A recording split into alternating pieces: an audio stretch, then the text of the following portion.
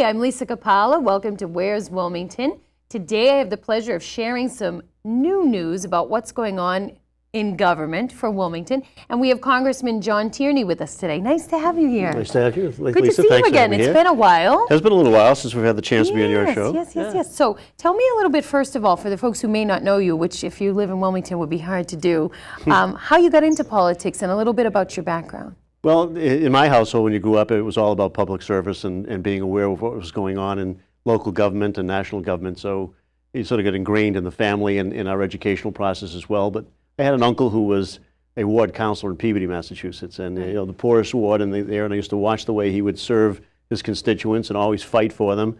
So it was attractive to me to be able to do something that seemed to be doing good for people at the same time was very fulfilling. Right. So in the back of my mind was always that someday I might get involved in public service. And I did when I was, I went to school and graduated and started a law practice and would be involved in different things, boards of trustees of the college or representing some cities and towns in different action, working on some school issues for local boards, and stayed active. And then at one point it seemed to me that I was situated well enough in my family and job life or whatever to run for Congress. And I thought it was a nice mix of local work, constituent work, as well as national and international issues. So I was fortunate, and here I am. Excellent. Now, you're originally from Salem, Mass., correct? Exactly. Right. Okay. And you went to local colleges also. Can you tell us a little bit about that? Well, I went to Salem High School through school, and then went to Salem State College, right. Now Salem State University, right. We say proudly. But, for me, it was a question of finances. Our family didn't really have the money to send people to every place they wanted to go. It was a question of, where can you afford to go? We pay it our own way. But it was good at Salem. We were able to work a few jobs and get through, but it was also because the state and the citizens of the state really believed in education. So obviously the state colleges are subsidized by taxpayers, and you pay the difference. And without that, I think not only me, but a bunch of other people never would have gotten an opportunity to graduate from school and go on.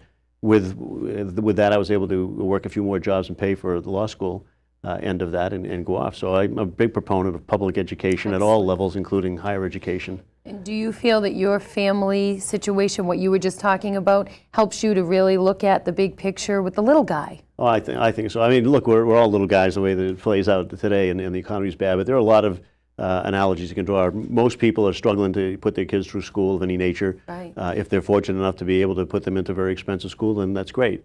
But if they're not, then you still want as many people to get some education beyond high school for all the work that is going to be out there now, and whether it's in energy or robotics or manufacturing, something else, you need to have a little bit better background than just high school if you can. Mm-hmm. So the public higher education system is very important in making sure that people that don't have access to the private sector can get in there, and then making sure that people have job training at different levels. We work a lot on that. I can remember my dad losing his job when he was about 57 or 58 because they just laid off a whole section of a company.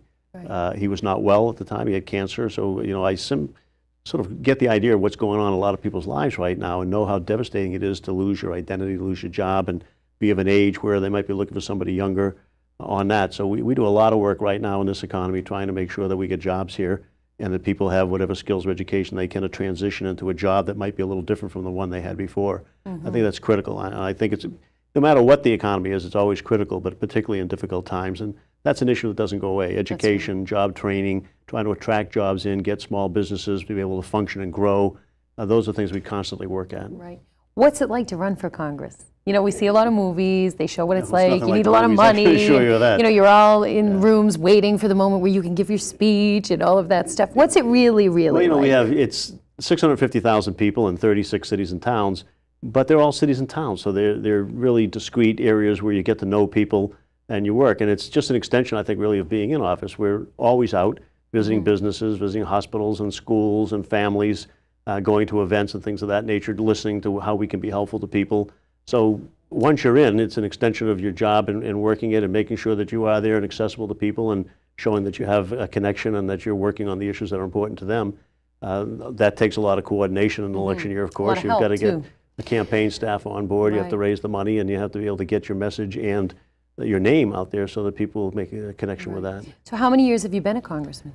14. It's a long time. 7 terms. So looking back at the first time you ran for office, what's different about you now that was not the same then? How have you changed, I guess, or grown in the time that you originally started up till now? Is it easier? Well, I think you have a deeper appreciation for the issues and how they impact people's lives. I've had a better chance to get out and talk to people whether they're in the workforce, whether they own the company, whether they're in a not-for-profit, whether they're still in school or a senior citizen. You have so much contact over that. You have a real deep appreciation for what the concerns are and a better policy notion of what it is you can do to be helpful. So the good part about this job is we have two shots at it. One on the constituent level. So if somebody has a Social Security problem or a veterans issue or a housing issue, you try to make that connection with the agency that's involved and departments involved to get them relief and get them an answer on that. And the other is on the broader policy implications, so that you try to make sure that your budgets reflect your values, so that what we pay for down in Washington actually has a good consequence to people back at home, and that the policy lines up as well. So, you know, I think it just, that's what I think experience does for you. You find a better, quicker way to do that in a more successful way for people. And I would imagine when you began, you didn't really understand the political machine that we like to call it, and now you probably have a little bit, I would hope, better understanding of how the channels work to get the job done. I think that's got to be the toughest part. Well, it's people. Because you must have come in with certain ideals, and then you get into the situation and you realize there are channels and different ways that you have to go about things. Do you find that true? You don't lose your ideals, but you find a way to fight for them more effectively over time. And a lot of that has to do with the personalities involved, because it's all about people. You know, getting your colleagues to support something you're doing and choosing wisely what can you support in return that doesn't compromise your values but might motivate them to be helpful with you. How do you put coalitions together? You know, how do you draft a bill in such a way that you're not going to read up a stone wall, and you're going to be able to attract some people over it and get the majority that you need? And then working with the Senate, which is always, you know, we like to say that, you know, Republicans, Democrats might be adversaries, but the Senate's everybody's enemy in the House. That's true. That's true. You know, this year in particular, we've got 300 bills that we've passed in the House that are waiting for action in the Senate. Wow. And that's despite the fact that, according to Norm Ornstein, who's the historian for the Congress, been the most effective and active Congress since 1964. So there's a lot going on. We're very busy, but we just wish the Senate were somewhat busier as well. But working between those bodies, working with the agencies, working with the White House, and working with your colleagues, it's an acquired skill over time, and you get to really be good at it as you go on. Hopefully, right? Hopefully. And if you've been doing it for 14 years, that's got to say something about what we as your constituents feel that you're doing as a good job. So that's got to make you feel a little bit better. How do you feel doing what you do as a congressman affects your family life? Because I bet you're working pretty much all the time, aren't you? We work all the time on that. You know, I have a very forgiving wife who fortunately likes people. So a lot of our time when we're back in the district and going places, she can come with me and wants to come with me. She enjoys being out there. But you have to try to steal a moment here or there when you can, a day or two, and a little vacation on times. I see other people getting 3, 4, and 5 weeks vacation for a year. I say, like, that would be nice. You know, it used to be in my old life. But, you know, there are things that you trade off, and one of them is for the satisfaction of a job where you really can have an impact on that. But Patrice is very good about it and very forgiving. There are times when, you know, I think we have a discussion about that, and she reminds me of my other responsibilities, but on the whole. But I would imagine even when you're on vacation, you probably are thinking about what's going on here. It's tough to separate your mind from this because there's so much going on, and you know, there are a lot of issues in Congress, you know, both the local and the national and the international and that, so constantly there's something you want to stay up on the news, even if you're away. You want to be aware of what's going on that basis. And you don't want to be ambushed by something when you come back. You got to know what's going on all the time. So you're in touch with your office all the time. Now, you represent the 6th district, correct? Who is in that district? Well, we have Bedford, Wilmington, and Burlington, sort of a tail from Middlesex County, Reading, North Reading, and Wakefield, then all the way up to the New Hampshire border, and all the way from the ocean over to the Merrimack River. You know, Newburyport, Merrimack, Amesbury, Salisbury, and down through Middleton on that side. So 36 That's a lot of weight towns to put on those very broad shoulders. Well, you know, it's not. If you love your job and you do it, we have lots of help too. I mean, we have good people in my office. One of the things that we're really fortunate about is having good staff on that really, in the Washington, do great policy things up here, really good with the constituent work. We used to talk about Senator Kennedy's reputation for having good constituent work on that, and one of the models we try to say is we want people to think of our office be every bit as accessible and responsive as his, and I think we've done that. So we have a lot of people that have been here for the time that I've been in office and know where to go to get relief for people, and they care about it. You know, they're just not working for work's sake. They really care about the people that we're working with and try to accomplish things. So that works out very well too. So you spread it around. And I would think more gets accomplished when people are really invested in the outcome, right? Tell me why you wanted to come here today, because this was we love having you. This was more your idea to come and talk to us. Well, we haven't talked to you for a while, and you know, we always like to do. We try to do it in every community that has cable access from time to time, because we think we have a responsibility to be available to people and to be accessible. So we want to make sure that people know where we are. We have town meetings around all the time, but not everybody can get to them. We had Right. telephone town hall meetings where we actually got 40,000 people on the line Wow. on occasion. So that's, you know, a way to do it. But still, you want to make sure that you're reaching out. And we think that the cable television is becoming more and more popular, and a good way to make sure that people know where we can be reached, and if we can be helpful, we want to So be that. we may see you on some other cable access channels as well, We talking generally to do. folks and getting out there. That's you good. know, we That's do good. that on a regular the more basis. exposure that people can see you and find out what you're about, the better Well, you for know, there's some that everybody. reach out to us on a regular basis, so we're on there all the time. But we just said, you know, we should reach out to those people that haven't been doing that, maybe because if Right. they have an availability, then we should be doing that too as well. So we're glad that you were available. And I understood from your bio, you're on several subcommittees or other, Well, we I have don't a- know what you'd call them, other things that you do other than just being a congressman, special things that you do. Can you tell us a little bit about that? It's all around the congressional office, where the Education and Labor Committee Right. is a principal committee. We deal with everything from healthcare to education to labor, job training issues on that, which is, I think, always is my base committee. Right, which is Although- interesting because that speaks to what we talked about in the beginning of the program. Obviously, That's that's why I fought you're to be so on that committee. invested Yeah, in I fought those to be on that things, committee yeah. because I think that's the meat and potatoes of what we do as public Right. servants, you know, try to Right. help people in those realms. Also on the Government Oversight and Reform Committee. Oh, which that's is, got to be fun. well, it's interesting, you know, but part of it is if you want to do things to help people, if you want government to do the job, you have to be willing to oversee it and hold it in the bounds. Right. You know, you can't just let it go off, and if program needs to be ended, then it has to end. If it needs to be reformed, it has to be reformed, but somebody has to watch over it if you want government to be effective. How do you feel we're doing in that vein? I think we're doing better in the last couple of years. You know, like, without getting too political, I think that there wasn't a lot of oversight going on from 2001 to 2008. So an oversight and oversight. Yeah, but you know, the fact of the matter is they were sort of thought of the White House as the home team, and they didn't want to be critical. Right, right. Our notion is that, you know, we're Congress, and that's the White House, the executive, and our Right. responsibility is to legislate, but it's also to make sure that every agency and every department carries out the law the way it was intended and doesn't misspend or waste money. So And I think depending on that's who's on the White a really House, good thing. we're doing it. It's not to be malicious, and it's not, you know, Right. I chair a subcommittee of National Security and Foreign Affairs on that, and one of the things we were overseeing is where is the money for all the contractors going in Afghanistan. And at the end, we came out with a report called Warlords, Inc. that's gotten quite a bit of attention, but the result was we weren't watching. The Department of Defense was not watching where the contract money was going. It was ending up in the hands of warlords and maybe some even more nefarious people, and that's billions of dollars. Taxpayers Well, don't want that happening, and Certainly we glad to don't. hear that you are watching out for that. We're going to take our midpoint break here. When we come back, I'd like to hear a little bit more about what you feel is going on politically that Wilmington residents should know about. Of course, Burlington, Bedford as well, and all the other people in the 6th District. But we're going to be back in 1 minute, so stay right there. I'm with Congressman John Tierney, and we're talking about what's affecting you in government, so stay right there.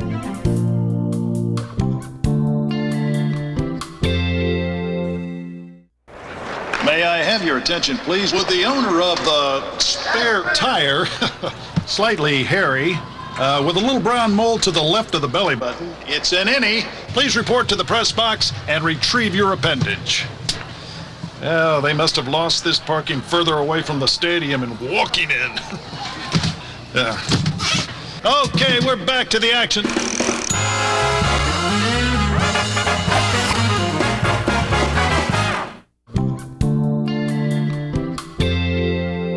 Hello, welcome back to Where's Wilmington. As you can see, I have Congressman John Tierney with me. We were talking a little bit about your background earlier, why you got into politics. Now I'd like to shift our focus a little bit, and actually I'd like to ask you a little bit about your staff. I know you said you have a lot of help. Can you tell me whether you have volunteers or a full-time paid staff, or We how have that about works? 18 full-time paid staff on that, and split evenly between Washington and the district. I have an office in Lynn as well as in Peabody, the main office in Peabody Square. So we have Rosemary Sargent, who works out of the Lynn office, covers almost all issues, but has a real specialty in immigration, in visas, and helping people with their travel, and on that basis. We have Gary Barrett, who's my district director, Claudia Neidhart, who's our office manager, Cheryl Gressick, who most seniors here probably know because she's around at least once a month every senior center, and helping people with Medicare and Social Security issues, health issues, as well as other broader topics on that. Elise Sinagra, who does a lot of housing and banking type of issues with people that have issues there. Helen Rush Lloyd sort of heads up that whole constituent team on that, and Michaela Duffy does a lot of outreach. Michaela and Helen have actually been doing a lot of projects this month as we're in the district. We're going out and talking to a lot of people about jobs and job training. We're running some grant workshops so that people can connect.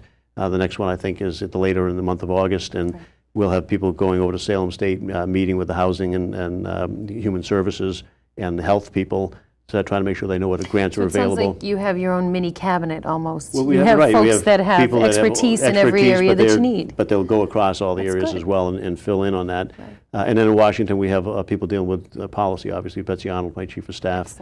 Catherine Prail does our communications and keeps the website going with Laura Kiefer. And Kevin McDermott does a lot of the legislative directing on that. But we have Mike Ferrari and Charles Moskowitz and Rachel Evans doing a lot of the issues oriented on that. And they all have little specialties as well, but they have to go broader beyond that. Well, there's so many issues. You know, if you looked and you broke it all down by category, there'd be over 100 different things. So you've only got 8 people or 9 people to sort of break it up and cover it. But they all work very hard. They're overworked and underpaid, but they're happily doing it. And do you have a volunteer staff as well that assists them? You can't really have a volunteer staff. Really? It's not allowed by the ethics rules. But you can have Really? interns. You know, so if interns have a connection with a grade or a course in school, then we can do that. We try to keep as many as we can in both offices, locally and in D.C. It's a good opportunity for them, and frankly, they're all really good, smart people, and they're helpful, you know, filling in for some of the work that we need to be done. We can accommodate logistically 2 or 3 a semester on that, because we just don't have the space and the computers to do more than that. But it's always a good experience for us, and I trust it's always a good one for them. Excellent. At least they say that. Which kind of dovetails nicely with what we want to talk about your education programs or your view on education and education programs. Can you speak to that a little bit? Well, as I mentioned earlier, you know, education is the heart of it all. For me, you know, making sure that people have opportunity, and I think no matter what country you're talking about in the world, you always want to make sure that the education system works if they're going to be able to have the rest of their economy functioning and the rest of the quality of life that they need. So we do a lot of work on that. We helped write the higher education reauthorization bill that came through last year. Tell me what that's about. Well, it's about all the federal assistance that goes to higher education, and we tried to make sure that we looked at it from the family's perspective, the students and the families. It's becoming increasingly expensive, as you know, to go to school, whatever. Many students are taking out loans. Right. So Pell Grants were not even close to the proportion they originally were back in the 70s when the law first passed. Several. Well, you know, I wouldn't have been able to go otherwise. Exactly, but you know, but that really shrunk in value. And that in the 1970s, when it was first created, it would be about 3/4 of the value of a public higher education, and now it's shrunk down to 30-something%. So we tried to increase that, and when you increase it, you give a larger grant per student, but also allows it to go higher up on to the middle class area for people to qualify for that, to get some assistance. Means that you have to borrow less money, but still a lot of people are borrowing. So the other thing we tried to do was reduce the interest rates on the loans. Okay. We were able to do that by saving $68 billion. We took the middle person out. For years, going way back before I got there, and I guess the concept was that people wouldn't lend to students and take that risk unless they were subsidized and then the loans were guaranteed, which is nonsense in today's market, because it's a very profitable market. So great resistance from people in the other party and great resistance from the people that are making a lot of money. We now do direct loans. We took the middle person out. We saved $68 billion. And that's how we gave more Pell Grants, and that's how we lowered the interest rates. And we have an income-based repayment system now. So that if you're a student and you get out, you pay just a proportion of your income for a period of time, after which it's forgiven on that. So now you know that there's light at the end of the tunnel. You can start a family, buy a house, get involved in your community on that basis. So all of that, and we took $10 billion that we saved and paid it down on the debt. Well, that's pretty darn good. Well, it was a good bill. You should be proud of yourself. We're very proud of ourselves, because it didn't get much attention on that we'll have basis. to see what we can do about that. On that basis, but I mean, it's a good piece of work, and people should know that this is a way for students to go on and to do that. If we're going to be serious about talking the game about how important education is, and especially in today's job market, then you have to put your money where your mouth is. And it doesn't mean you have to raise taxes all the time. You have to set priorities and then get rid of some of the cronyism or some of the people that were having money in their pocket that didn't necessarily drive the ball forward. Okay. And so obviously this leads into the next part, which after you get the education, you got to get a job. And you know, everybody is worried right now. If you have a job, you're worried that it's going to be gone. If you're getting ready to retire, you're worried your benefits are going to be gone. If you're trying to get a job, you're worried you're not going to get a job. What can you tell us about that? And really, what kind of relief can we expect? We lost 8 million jobs, through the end of 2008, and that's a substantial hit. And part of that is the banking situation that went on, and part of it is the economy turned, and part of it was, I think, money that should have been on hand to help keep the economy going went to tax cuts in 2001, 2003 that you and I didn't enjoy. Mostly was, I think 65% of it went to people that make in the top 1 or 2%. I don't know how that happens. I know how it happens. Yeah, but I don't know how it happens. It was a purposeful policy. The idea was it was supposed to trickle down, and as Alan Greenspan said recently, That's a great theory, but he's never seen it happen in his life. Correct. Yet, I'd have to repeatedly, some agree. people kept trying to go in that direction. Then the Iraq War was another $3 trillion it's going to cost us. A prescription drug bill in 2003 that really wasn't as useful as it should have been, and that's one of the reasons we opposed it then. But it left a gap for seniors to pay the so-called donut hole and cost us $700 billion, and none of those things were paid for. So when the economy started to go in the wrong direction, we didn't really have the money that we needed to pump it in. Because if businesses are spending and families aren't spending and state governments are losing revenue and cities and towns are, Right. that only leaves the federal government to try to prime the pump. So we did that with the Recovery and Reinvestment Act, and we may not have done it large enough, some people, but we saved about 3.5 million, or created about 3.5 million jobs. We stopped, the economy was negative 6.4% at the end of 2008. Now it's in the positive category. We were losing 800,000 jobs a month in the last month of 2008 and the beginning of 2009. For the last 6 months, we've gained jobs, but we need to gain more. I mean, obviously, we've got about 7 million jobs, 8 million jobs that we lost, and another 2 or 3 million people coming into the job market. So saving and creating 3.5 million barely treads water. You've still got a lot of ground to make up. It's going to in the short term, and I think one of the things we did recently when we were down, we did pass some help for cities and towns and states so that they could keep firefighters and police officers and teachers on, because laying them off only exacerbates the situation. Correct. And would have been about 81,000 other people in other sectors being laid off, because those teachers and firefighters and police officers wouldn't be spending for food and clothing and other costs on that.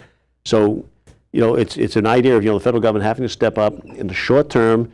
You have to spend some money that maybe you don't want to spend on that, and then you have to target the long term, be able to pay down that deficit. Right. But if we're not, priming the pump a little bit now, then we're going to end up like Japan did in the late 80s and 90s with no economy going on. Or we're going to end up looking like we did at the end of 2008 with a negative economy. Which we don't want. You don't want that. We've got to get people back to work. We've got to do the job training and skills reinforcement to do that. And you've got to invest science and technology. Like earlier, I was over to the advanced electron beams. They got a federal energy grant to do some clean energy technology for the industrial marketplace. Industry uses 30% of the energy and creates about 27% of the pollution. And this is a way to eliminate that pollution, to make it more cost efficient, to make it better so we can keep more manufacturing jobs here. And that's what we need. We need to start making it in America again. We need the manufacturing jobs to stay here. That would be very nice. That's why we stopped. One of the things we did recently too is we stopped the tax breaks that used to go to corporations to take jobs overseas. We put an end to that. All of our tax policies, our trade policies, our manufacturing policies, I think ought to be focused back here. How are we going to make it in America? How are we going to create the jobs here, make sure that our manufacturers and factories are working here, and that's how we're going to get people back to work. It sounds like you and I both grew up in somewhat traditional families, and my dad was always buy American made, wouldn't buy anything that wasn't. Now you're hard pressed to find some things that you can get that are American made, I think people were just too flippant about the idea, well, if it goes overseas, we'll think of something else to do in the service industry here. But you really can't serve your way out. You can't nurse or teach or make coffee or whatever enough to get your economy up. You need to be making things that you can sell here at home and export. And so we have to concentrate about getting that labor force back and working. Those jobs pay well. It's new now. A lot of it's computerized. A lot of the technology is new, and that's why people need new skills and a different set of skills. But we can do it, and we focus on it and make sure that our policies aren't encouraging things to go that way. They're encouraging them to stay here, and I think energy is a big part of that. It's true. What about for our senior citizens and those retiring? Because I'm always worried, I'm not there quite yet, but I'm always worried for my family and friends. First and when foremost, I think we that. have to keep up the protection of Social Security. So many of our seniors just rely on that for their only income. And everybody's always, not everybody, too many people always seem to want to attack that first. I know. They want to privatize Social Security. Well, Social Security didn't cause the economic decline. Social Security is people pay in to a trust fund, and they're getting out what they paid in. Right. So it's good till 2037 if you did nothing, and we can make some adjustments if we come to agreement on it for a period beyond that. But it's as healthy as it's ever been in its history. So seniors have to be assured that Social Security is going to be there for them, just as it is for people with disabilities or young people who lose their parents and need help on that. So you are trying to shore that up as best you can. We've shored it up before. Well, when President Bush wanted to privatize it, we beat that back successfully and didn't let it happen. Could you imagine if we had privatized Social Security during this recent decline? These seniors would have been wiped out, not just of savings, but of their Social Security as well. Right. So we're going to fight to preserve Social Security. We're going to win that fight. Excellent. Medicare, we just passed a I'm health. going to hold you to that. Yeah, absolutely. You should hold us to it, and and I think the proof of that was when we did fight back and win, in the Bush years. But the other part is Medicare. We just extended the life of Medicare 12 years. You know, so it just about doubled his life. And we create more primary care physicians for seniors. They're going to get free preventative care and services on that, which they need to do. And they're going to have more efficient health care delivered to them. We're going to get rid of the waste and the fraud in the system.